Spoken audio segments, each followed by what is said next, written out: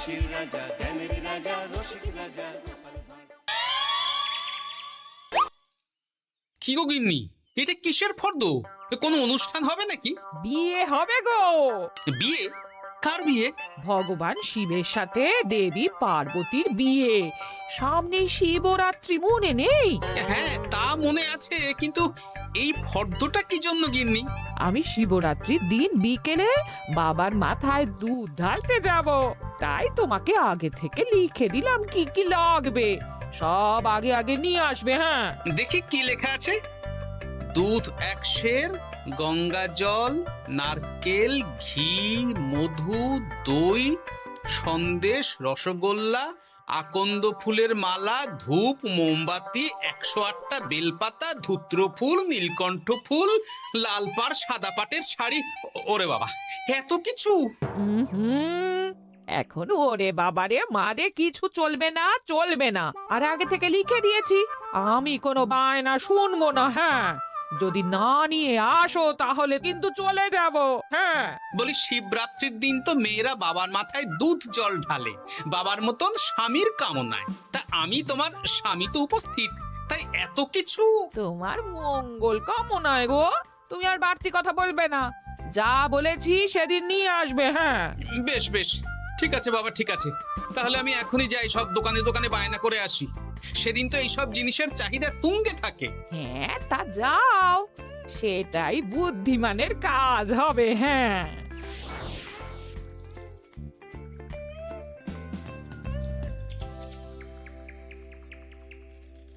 আরে এই তো পুটির বাবা, সকালে রাজসভায় গিয়েছিলে কিন্তু তেমন কোনো কথা হলো না। হ্যাঁ গোপাল দাদা, এখন কি যে করি। ঠিক আছে ঠিক আছে, আমি দেখছি কি ব্যবস্থা করা যায়, বুঝলে। ঠিক আছে গোপাল দাদা, একটু দেখো, বুঝতেই তো পারছো অভাবের সংসার। হ্যাঁ হ্যাঁ, কোনো চিন্তা করো না।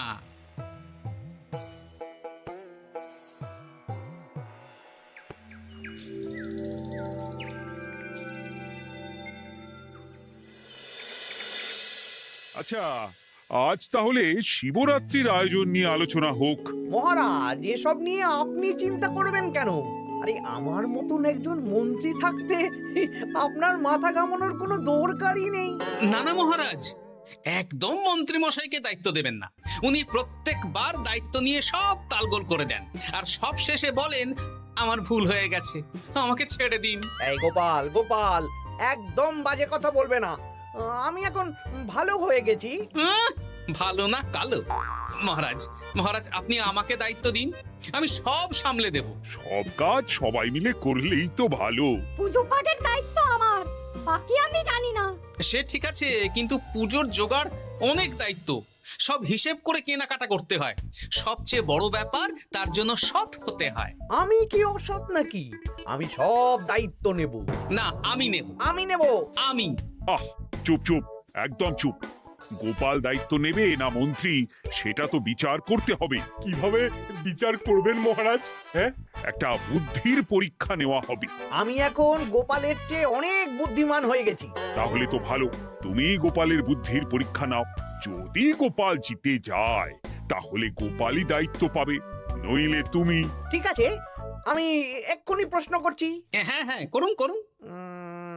হ্যাঁ, এমন কি জিনিস যা তুমি যতই খাও পেট ভরবে না? বাবা, মন্ত্রী কি প্রশ্ন করলে! গোপাল, বলো বলো বলো। এবার জমবে মজা। বেশ, তাহলে বলি। হ্যাঁ, বলো বলো। উত্তর হলো বাতাস। যতই খাও পেট ভরে না। গোপালের কি বুদ্ধি! ও মন্ত্রী মশাই, এই গোপাল তো প্রথম দানেই বাজিমাত করে দিল। হ্যাঁ, প্রথমটা তো সহজ ছিল। ঠিক আছে, এতই যদি বুদ্ধিমান হও তাহলে আরেকটা পরীক্ষা দাও। হ্যাঁ মন্ত্রী, বলো। এবার আপনারা একটু অপেক্ষা করুন, আমি আসছি।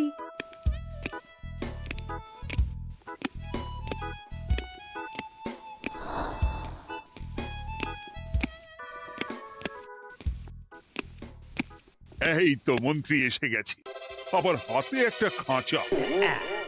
এই নাও গোপাল, এই খাঁচায় একটি অদৃশ্য মুরগি আছে।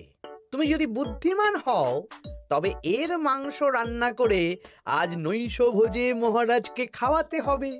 যদি না পারো দায়িত্বের দও পাবে না। বেশ, তাহলে দিন, আমি রাতেই আসছি, রান্না করে নিয়ে আসছি। আপনারাও সবাই হাজির থাকবেন কিন্তু।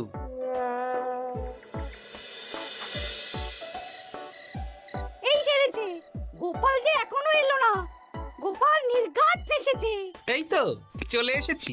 এ কি গোপাল, তুমি তো খালি হাতে। মাংসের ঝোল রেঁধেও এনেছি। কই গোপাল, অদৃশ্য মুরগির ঝোল কোথায়? হ্যাঁ, কোথায় গোপাল?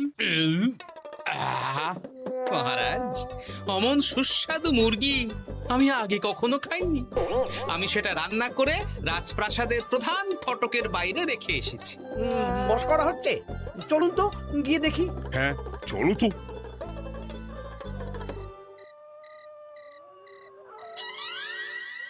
এ কি, এখানে তো কিছুই নেই, আমি তো দেখতে পাচ্ছি না। কই, আমরা তো কেউ কিছু দেখতেই পাচ্ছি না।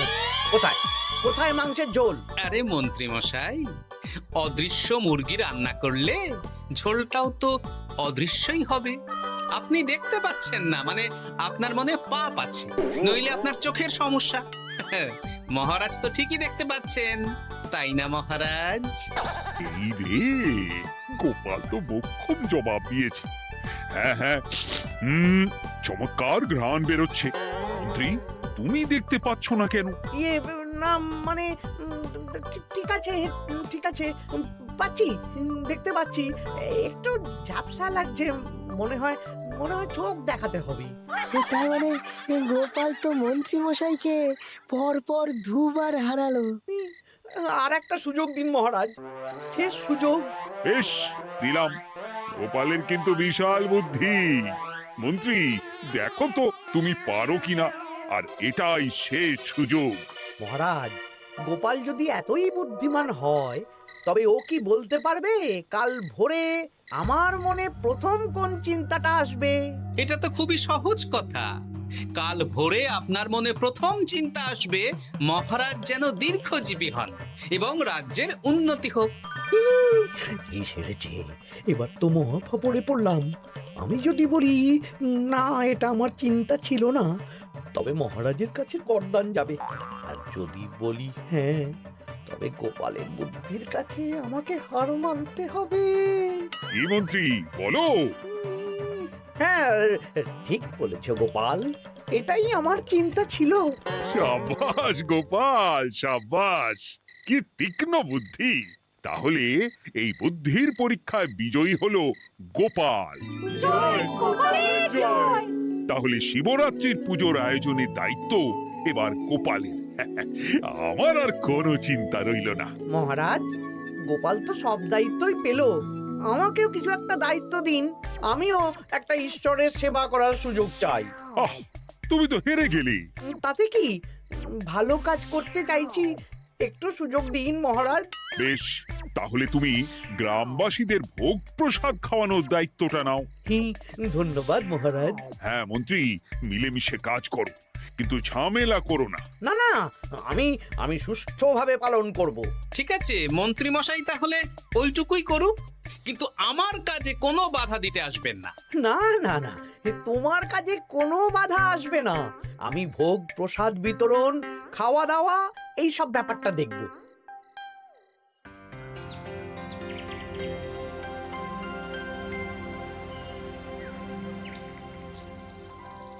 বলুন মন্ত্রীমশাই, সকাল সকাল ডেকে পাঠালেন। শোন বটা ঘটা, এবারে শিবরাত্রি উপলক্ষে যে ভোগ প্রসাদ জনগণের উদ্দেশ্যে বিতরণ হবে, তার পুরো দায়িত্বই আমার। তাতে কি, মহারাজ আয়োজন করেন আর সব রাজ্যবাসী বিনামূল্যে খেয়ে যান। সেই প্রথা এতদিন চালু ছিল, কিন্তু এবার একটু অন্যরকম হবে। কিরকম কিরকম? তোরা দুজন আমার নাম করে সব গরিব প্রজাদের কাছ থেকে ভোগ খাওয়ার জন্য চাঁদা তুলবি। শিব পুজোয় চাঁদা? হ্যাঁ দাদা, না মানে ঘটা, খুব সামান্য। বাড়ি আর দোকানগুলোয় যাবি আর মাথা পিছু 1 আনা করে তুলবি, কেমন? বেশ, তারপর বলবি ঢালাও খাওয়ানো হবে, এলাহি আয়োজন। আচ্ছা ঠিক আছে। তবে ভুল করেও কোনো রাজসভাসদদের বাড়ি থেকে বা মান্যিগণ্যি লোকের বাড়ি থেকে এই চাঁদা তুলিস না যেন। না না, বুঝতে পেরেছি, তুলবো না। হ্যাঁ, বলবি সারা রাত পুজো হবে, পরের দিন সকালে হবে প্রসাদ বিতরণ। কেমন?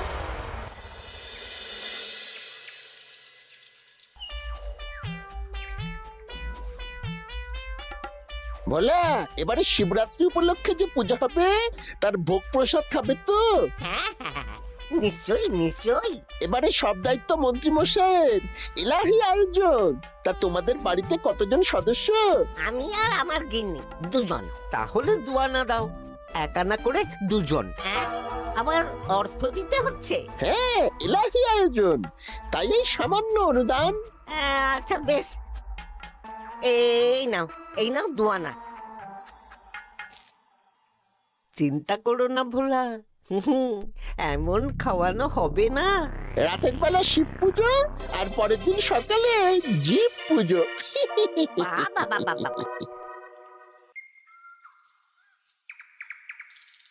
সব দোকানে দোকানে আমি যাচ্ছি, আর তুই লোকজনের বাড়ি বাড়ি যা। বেশ।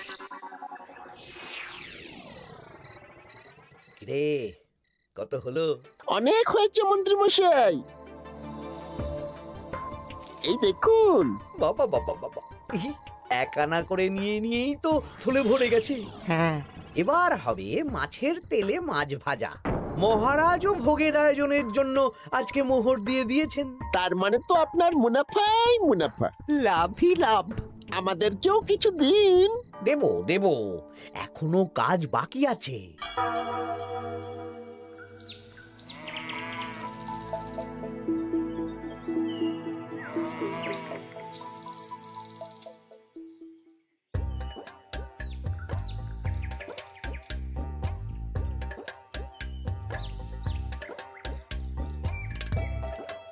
আরে আরে গোপাল দাদা যে এত কিছু কি নিয়ে যাচ্ছ? এই তো শিবরাত্রির পুজো উপলক্ষে দশকর্মার বাজার রাজবাড়ি নিয়ে যাচ্ছি। এবারে তো এলাহি ভোগের আয়োজন। রাতের বেলা শিব পুজো আর পরের দিন সকালে নাকি জীব পুজো। মন্ত্রী মশাই দায়িত্ব নিয়ে খাওয়াচ্ছেন। না না, খাওয়ার আয়োজন তো এমন কিছু নয়। আমি যতদূর জানি ওই খিচুড়ি, আলুর দম, ছেঁচড়া, পায়েস, চাটনি আর একটা করে মিষ্টি। আর যতদূর জানি এই ভোগ খাবার জন্য সব গ্রামবাসী থেকে মাথা পিছু এক আনা করে নিয়েছেন। হ্যাঁ, ভোগের প্রসাদ তো বিনামূল্যে। মন্ত্রীমশাই এক আনা করে মাথা পিছু নিয়েছেন? হ্যাঁ গো, এরকম তো কথা ছিল না। আচ্ছা আচ্ছা, আমি দেখছি কি করা যায়। দেখছি আমি দেখছি।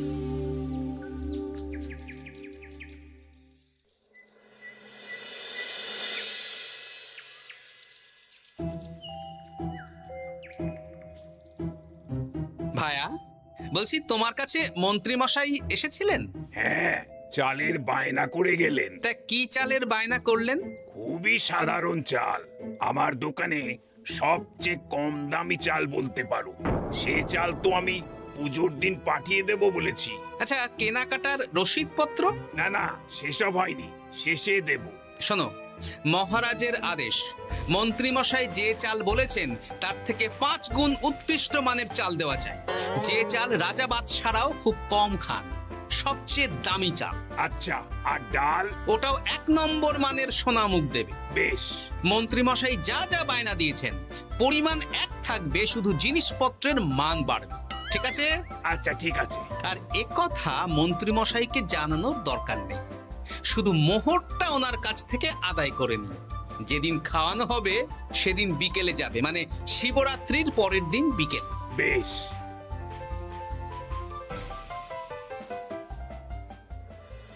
নাও ধরো গিন্নি, যা যা বলেছিলে সব কিনে এনেছি। এবার আমি মন্দিরে গেলাম, কেমন? ঠিক আছে গো, তুমি কি ভালো। দীক্ষেতা, চললাম এখন ভিড় সামলাতে।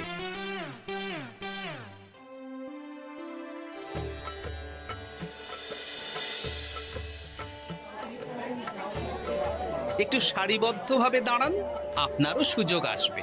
বাবা কাউকে ফিরিয়ে দেবে না। দেখো মন্ত্রী, দেখো গোপাল কি সুন্দর ভিড় সামলাচ্ছে। ওকে তো এই জন্যই দায়িত্ব দেওয়া। হ্যাঁ তাই তো দেখছি। ওম নমঃ শিবায়। হে ভোলানাথ, দেবাদিদেব মহাদেব সকলের কল্যাণ করুন। জয় দেবাদিদেব মহাদেবের জয়। হে ভোলেনাথ মহেশ্বর, মঙ্গল করো বাবা। জয় বাবা ভোলাদেব মহেশ্বরের জয়। তা তোমার শরীর এখন কেমন? এই তো বেশ ভালো আছি। সবই তোমার জন্য। তুমি না সাহায্য করলে ওই ওষুধ আমার পেটেই পড়তো না। না না, আমি তো নিমিত্ত মাত্র, সবই মহাদেবের ইচ্ছে। জয় বাবা মহাদেবের জয়। চলি গো। কাল ভোগ খেতে তাড়াতাড়ি চলে এসো।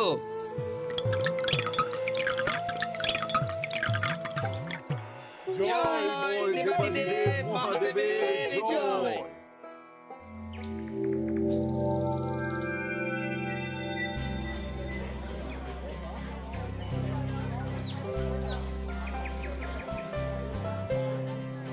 সত্যি মন্ত্রী মশাইয়ের ভোগের প্রসাদ পেয়ে মনটা ভরে গেল।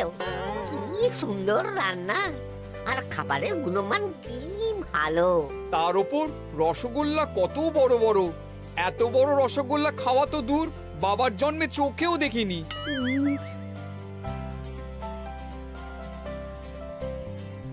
এই সেরেছে।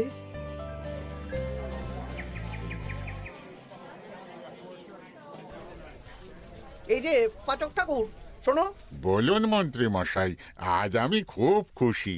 কেন? আপনি মহান। কেন? মানে আপনি যে চাল পাঠিয়েছেন সে চালে রান্না করা আমার স্বপ্ন ছিল।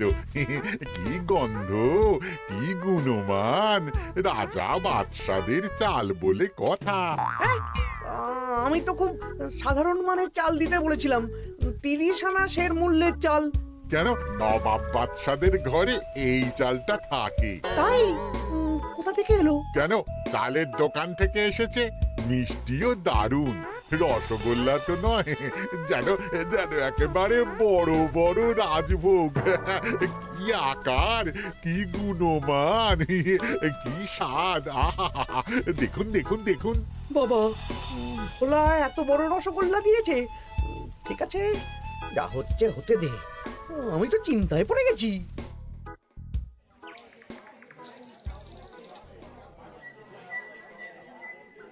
মন্ত্রী, তুমি ঠিক করেছো। তোমার নামে তো সবাই সুখ্যাতি করছে। না না, এই আর কি। আমি যা অর্থ দিয়েছি এই আয়োজনের জন্য তো তার চেয়ে 5 গুণ বেশি মোহর লাগবে, কিন্তু তুমি কি করে করলে? মন্ত্রীমশাই সত্যিই ভালো হয়ে গেছেন। দেখো গোপাল, দেখো মন্ত্রী সত্যি বদলে গেছেন। সবই তো জনগণের সেবার জন্য। কে জানে বাবা, কি গড়বড় হয়ে গেল।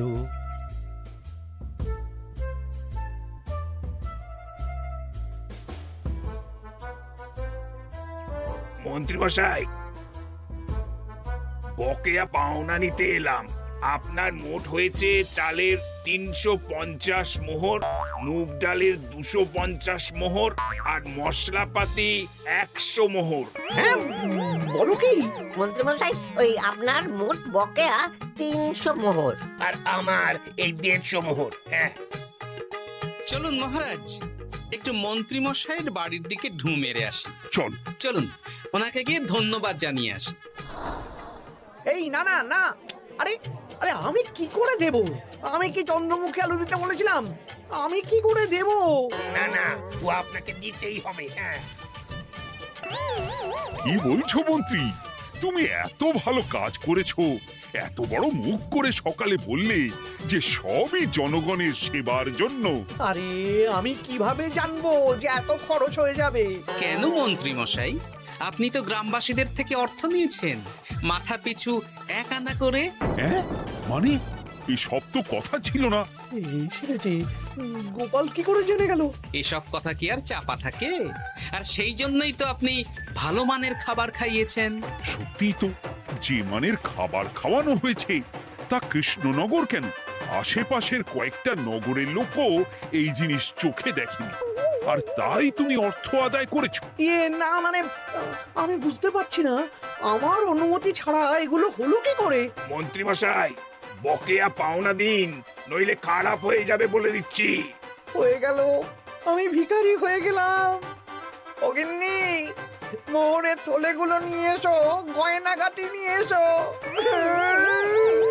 আমাকে পথে বসিয়ে দিল। কে কে আমার এত বড় সর্বনাশ করলো? আমি মন্ত্রী মশাই, আমি।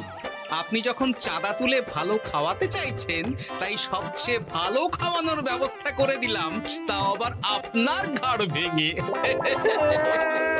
আমার সর্বনাশ হয়ে গেল।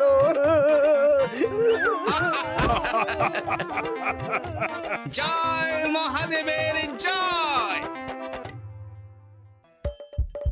হাসির রাজা জ্ঞানের রাজা রসিক রাজা গোপাল ভাঁড়।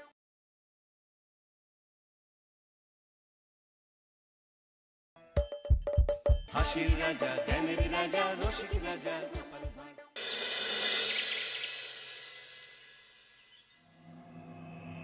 তখন থেকে মহারাজ কি লিখছেন খাতায়? মনে হচ্ছে সকাল থেকে চিন্তা ওনার মাথায়। হ্যাঁ, তাই মনে হচ্ছে।